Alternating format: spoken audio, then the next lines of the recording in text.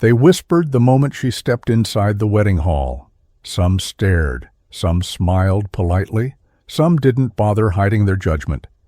She wore a simple pastel dress, no diamonds, no designer labels screaming for attention, just quiet elegance, the kind that didn't try to prove anything. Standing beside her was Ethan Blackwell, one of the youngest billionaires in the country, the man whose name made stock markets tremble and business rivals panic. And yet, the question on everyone's lips wasn't about him, it was about her. Who is she? Is she staff? Why would he bring that girl here? This wasn't just any wedding. It was Ethan Blackwell's sister's wedding, an event attended by senators, CEOs, royalty-level elites, and families who measured worth by net value. And Ethan had arrived with a girl nobody recognized. Her name was Lena. She stood quietly at his side, fingers gently clasped, eyes calm but observant. She noticed the chandeliers, the expensive flowers, the looks. She noticed everything and said nothing. Ethan leaned slightly toward her. "You okay?" he asked softly. She nodded. "I'm fine. I knew this wouldn't be easy." What Lena didn't say was that she had almost refused to come, not because she was afraid of the people, but because she knew what people like this did to girls like her. Ethan's family was old money, powerful, influential. His sister, Victoria, was marrying Julian Cross, heir to one of the most respected political business dynasties in the country. This wedding wasn't about love, it was about alliances. And Lena didn't fit into any of that. She wasn't rich, she wasn't famous, she wasn't connected, at least not in any way they could see. As they walked further inside, Ethan's mother noticed them. Her smile froze, not out of anger, out of calculation. She kissed Ethan's cheek politely, then turned her gaze toward Lena, scanning her dress, her posture, her face. "Hello," she said, cool and controlled. "And you are—" Before Ethan could answer, Lena stepped forward slightly. "I'm Lena," she said calmly. "It's an honor to be here." The woman nodded, not impressed, not hostile, just dismissive. The message was clear. You are temporary. Music swelled. Guests took their seats. At the altar, the groom, Julian Cross, stood tall in his tailored suit, confidence written in every movement. He had been shaking hands, smiling, greeting influential guests. Then his eyes landed on Ethan. He smiled broadly and stepped forward. "Ethan," Julian said loudly, "glad you could make it." Then Julian's gaze shifted. It landed on Lena. And something changed. His smile faded. His posture straightened. His face drained of color. The room didn't notice yet. But Ethan did. Julian took a step closer, then another. And in a voice that carried through the quiet hall, he said a single word that made time stop. "Mom." He bowed his head slightly. A respectful bow. A shocked silence followed.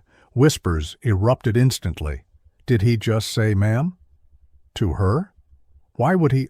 Lena met Julian's eyes, and in that moment the groom realized something terrifying.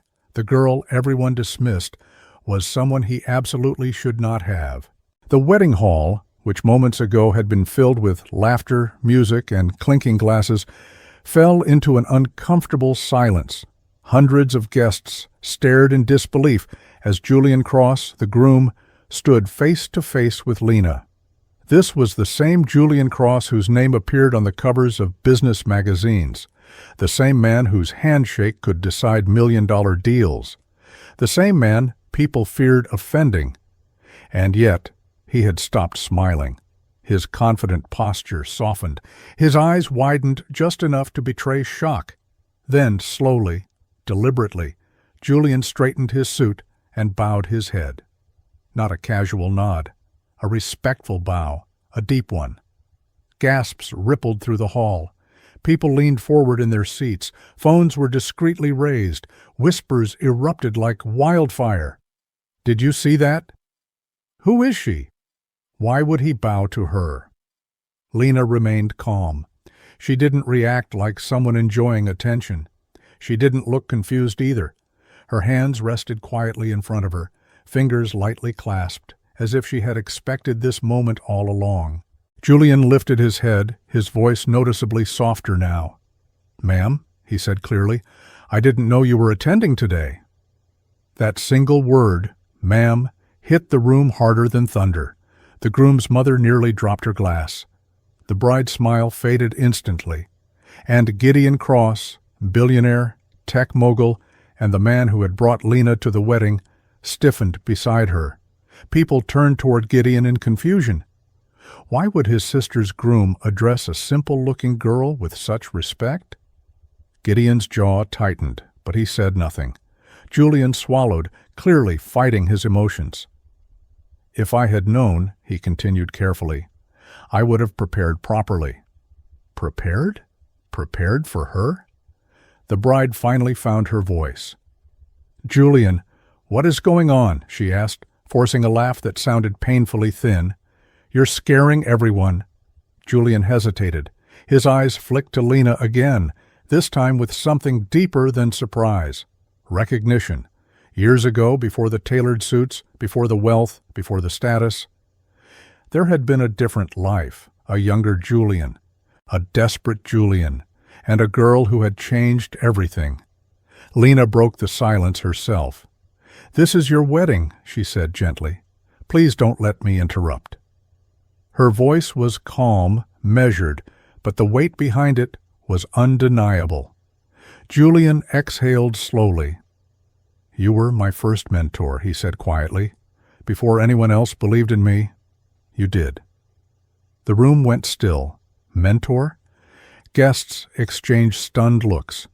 A woman at the front whispered, "She doesn't look older than him." Julian straightened. "When I was nothing but a struggling intern, she taught me things no business school ever could: integrity, discipline, silence over arrogance." Lena's eyes lowered briefly, not out of shame, but humility. "I only corrected your mistakes," she replied. "You did the rest." That was when the realization began to spread. This wasn't a random girl. This wasn't a guest. This was someone important. The bride's hands clenched into her gown. Gideon finally spoke. "Julian," he said coldly, "we can continue this conversation later." Julian nodded immediately. "Of course, sir." "Sir." Another shock.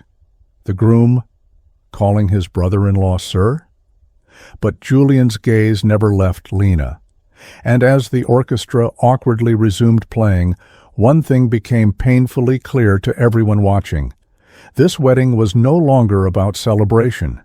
It was about a truth that was about to surface. And once it did, nothing would ever be the same. The wedding hall, once filled with music and laughter, had fallen into an uneasy quiet. Conversations dissolved into whispers, and every guest seemed to steal glances toward Lena, standing calmly beside Gideon Cross. She wasn't trying to attract attention. She didn't need to. Something about her presence demanded it. The groom, Julian, straightened his posture after saying, "Ma'am," his face pale as if he'd seen a ghost from his past. His hands trembled slightly as he adjusted his cufflinks, an action meant to regain control. But it failed. The bride, Elena Cross, noticed immediately. "Elian, what was that?" she whispered sharply, forcing a smile for the guests nearby. "Why did you call her that?" Julian swallowed hard. I'll explain later." But Lena had already noticed the shift. She felt it in the air, the sudden tension, the way certain faces in the room stiffened. Faces that had once looked at her with indifference now showed fear. She lowered her eyes, uncomfortable. "Gideon," she murmured softly, "maybe we should step outside. I don't want to ruin your sister's day." Gideon looked at her, surprised, not by her words, but by her humility. In a room filled with power-hungry elites, Lena was the only one thinking about others. "You're not ruining anything," he said calmly. "If anything, this place is finally being honest." Across the room, an elderly man near the front row had gone completely still. Victor Hale, a senior partner in one of Cross Global's oldest investment firms. His eyes were locked on Lena as if time had reversed itself. "That can't be possible," he whispered. Victor slowly stood up, ignoring the stares. "Gideon," he said cautiously, "may I ask, who is the young lady with you?" Before Gideon could answer, Julian cut in far too quickly. "She's just a guest," Julian said, his voice tight. "Nothing more." Lena looked up then. Her gaze met Julian's, and something passed between them. Recognition, pain, memory. "No," she said gently, but firmly. "I don't think that's true." The room went still again. Julian's breath caught. "You recognize me, don't you?" Lena continued. "Even after all these years." Elena frowned. "Julian, what is she talking about?" Julian stepped back slightly, his confidence crumbling. "Lena, this isn't the place." "But this is the place," Lena replied. "A place full of people pretending the past doesn't exist." Gideon turned to Julian slowly. His voice was calm but dangerous. "Explain. Now." Julian rubbed his face as if the weight of the moment had finally crushed him. 10 years ago, he began, before Cross Global expanded, before this life, there was a different world. The guests leaned in. I was broke, desperate. I took a contract overseas, a mining project in Eastern Europe. There was an accident. Documents were altered. People were paid to stay quiet. Lena's hands clenched. "My father," she said quietly, "was one of the engineers on that project." Julian nodded, shame burning in his eyes. "He warned us the site was unstable. We ignored him. He died when the tunnel collapsed." A gasp rippled through the hall. "And my family," Lena continued, her voice steady but trembling underneath, "was told it was unavoidable, that no one was responsible." She took a breath. "But you knew, didn't you?" Julian's silence was answer enough. Victor Hale closed his eyes slowly. The Hale report, it was buried. Elena turned white. "Julian, you told me that project was clean." "I tried to forget," Julian said weakly. "I built this life to escape it." Gideon took a step forward. His voice dropped to a whisper that carried across the room. "And you thought bringing her here was coincidence?" Julian looked at Lena again, his voice barely audible. "When I saw her name on the guest list, I knew." Lena met his gaze, not with anger, but with something far more devastating. "You took my father," she said softly, "and I lost everything.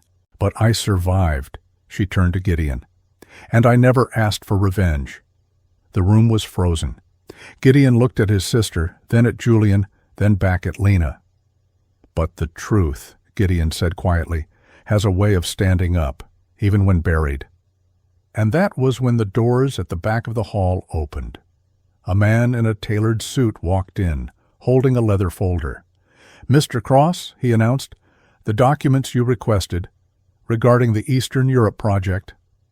Every eye turned. Lena exhaled slowly, because the past had just arrived. The grand doors of the wedding hall closed slowly behind the man in the tailored suit. The sound echoed like a final warning. In his hands was a thick leather folder, aged, official, and heavy with secrets that had been buried for a decade. Every guest stood frozen. The orchestra had stopped. The wedding planner was whispering urgently into her headset. Cameras that were meant to capture love and celebration now hovered uncertainly, sensing something far bigger unfolding. Gideon Cross stepped forward. "Bring it here," he said calmly. The man nodded and handed him the folder. Gideon opened it slowly, deliberately, as if giving everyone time to understand that there was no turning back now. Lena stood beside him, her heart pounding, not from fear, but from memories she had carried alone for years. Gideon scanned the first page. His jaw tightened. "These are internal safety audits," he said, "unsigned publicly, but approved privately." He turned the folder so Victor Hale could see. Victor's face drained of color. "Those were never meant to surface," he whispered. "They were sealed." "Sealed," Gideon repeated coldly, "after falsification." A murmur spread across the room like fire through dry grass. Elena grabbed Julian's arm. "Julian, tell me this isn't true. Tell me." Julian looked at the floor. That silence was louder than any confession. "The tunnel collapse," Gideon continued, flipping pages, "was predicted 6 weeks before it happened. Engineers warned the structure would fail under pressure." Lena's voice cut through the air, quiet but devastating. "My father was one of them." She stepped forward now, finally facing the crowd that had once ignored her. He sent emails, reports, warnings. He begged them to shut the site down. Her hands trembled slightly, but she didn't stop. They called him dramatic, replaceable. The word hit the room like a slap. Julian finally looked up, his eyes wet. "I was young," he said hoarsely. "I didn't have power then. I followed orders." Lena nodded slowly. "That's what everyone says." She reached into her clutch and pulled out a folded piece of paper, worn, creased from being opened too many times. "This," she said, "is the last letter my father wrote to me." She didn't read it aloud. She didn't need to. "My life didn't end when he died," Lena continued, "but it changed forever. My mother fell ill. I worked 2 jobs while studying. I learned how systems fail, not because of accidents, but because of choices." Gideon looked at her now, not as someone he had brought to a wedding, but as someone standing in her own right. Victor Hale cleared his throat. "Lena, your last name?" She met his gaze. "Volkov." The room erupted into whispers. Victor staggered back a step. "Volkov Engineering. That firm disappeared after the collapse." Lena nodded. "We were erased." Elena let go of Julian's arm. "You told me your past was clean," she said, her voice breaking. "You built our life on lies." Julian reached for her. "Elena, please." She stepped away. "This wedding," she said shakily, "was supposed to be about honesty, about family." Her eyes moved to Lena. "And you were never just a guest, were you?" Lena shook her head. "No. But I didn't come here to destroy anything." She looked around the room, at the chandeliers, the wealth, the people who had lived untouched by consequences. "I came because Gideon invited me, because I believed the past could stay buried." Gideon closed the folder. "But some graves," he said quietly, "don't stay closed." He turned to Julian, his voice now steel. "This project was funded by shell companies that still exist. The money trails lead directly into firms represented in this room." Gasps. "Panic. Fear." "Effective immediately," Gideon continued. "Cross Global is reopening the Volkov case. Every contract, every signature, every lie." Victor Hale sank into his chair. The wedding planner rushed forward. "Mr. Cross, perhaps we should—" "No," Gideon said. "This is exactly where it should happen." Elena removed her veil. "I can't marry a man who built his future on someone else's grave," she said, tears falling freely now. Julian collapsed into a chair, his world unraveling. Lena exhaled, a weight lifting she didn't know she still carried. But this wasn't the end. Because justice doesn't end with truth. It begins with consequences. And the room could feel it. Something had shifted forever.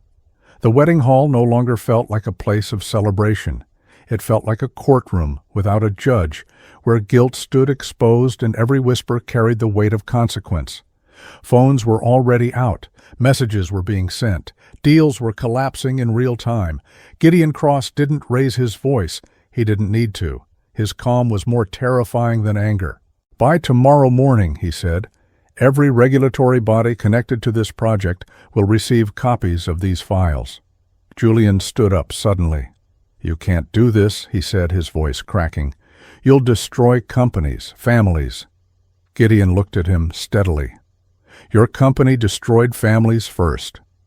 The words landed hard. Elena wiped her tears and straightened her back. "Julian," she said quietly, "how many people knew?" Julian opened his mouth, then closed it again. That was answer enough. Victor Hale tried one last time. "This doesn't have to become public," he said desperately. "We can settle, compensation, donations." Lena finally laughed, but there was no humor in it. "You tried to buy silence once," she said. "It didn't work then. It won't work now." She stepped forward, and for the first time, everyone truly saw her, not as the simple girl Gideon had brought, not as a quiet guest, but as someone who had survived what they had buried. "I didn't come here seeking revenge," Lena continued. "I built my life piece by piece while you were hosting galas and calling it success." She turned to Julian. "You said you followed orders, but every signature is a choice." Julian's shoulders slumped. Security guards entered the hall, not to arrest anyone, but to escort out investors who suddenly wanted to disappear. One by one, powerful men avoided eye contact and rushed toward the exits. The wedding planner whispered, "The media is outside." Gideon nodded. "Good." Elena removed her engagement ring and placed it gently on the table beside the cake. "This wedding is over," she said. "But this story isn't." She looked at Lena again. "I'm sorry for what my family did, for what I almost married into." Lena nodded. "I know." That forgiveness stunned the room more than anger ever could. Later that night, the headlines exploded. Decade-old cover-up exposed at luxury wedding. Billion-dollar empire under investigation. Whistleblower files reopen deadly construction case. Julian's phone wouldn't stop vibrating. His board demanded emergency meetings. Sponsors pulled out within hours. Banks froze accounts, pending review. By morning, his empire was already bleeding. Victor Hale resigned before noon, and Cross Global made its next move. A press conference was held, not flashy, not dramatic. Gideon stood beside Lena. "This investigation will proceed independently," he said, "but Cross Global will fund the reopening of every case connected to unsafe construction practices linked to the Volkov collapse." Reporters leaned forward. Lena spoke next. "I am not here as a victim," she said calmly. "I am here as proof that silence doesn't erase truth." She didn't mention her degrees. She didn't mention her work in forensic audits or the consulting firm she had quietly built under another name. She didn't have to. Because documents released that day did it for her. It turned out Lena Volkov had already testified anonymously in 2 international cases. Her work had helped expose corruption across borders. She had never needed revenge. She had been building justice all along. Julian watched the broadcast alone in his empty penthouse, realizing too late that the woman he had dismissed as irrelevant had undone everything he thought untouchable. And Gideon? He stood beside Lena, not as a savior, not as a billionaire shielding someone smaller, but as a man who finally understood the strength of the woman he had brought into that room. "This isn't the end," he said softly to her. Lena nodded. "No, it's just the reckoning." Outside, cameras flashed. Inside, a decade-old lie finally collapsed, and the world was about to learn that the quietest people often carry the sharpest truth. The wedding hall was silent now, but the shock it had created refused to fade. Guests slowly began to leave, whispering to one another, glancing back again and again at the woman who had changed everything without ever raising her voice. Ayan finally turned toward her. For the first time since childhood, his expression wasn't confident or commanding. It was humble, almost unsure. "Why didn't you ever tell me?" he asked quietly. She smiled, but there was sadness in it. "Because I didn't want my name to walk before me. I wanted to walk on my own." That answer hit harder than any accusation.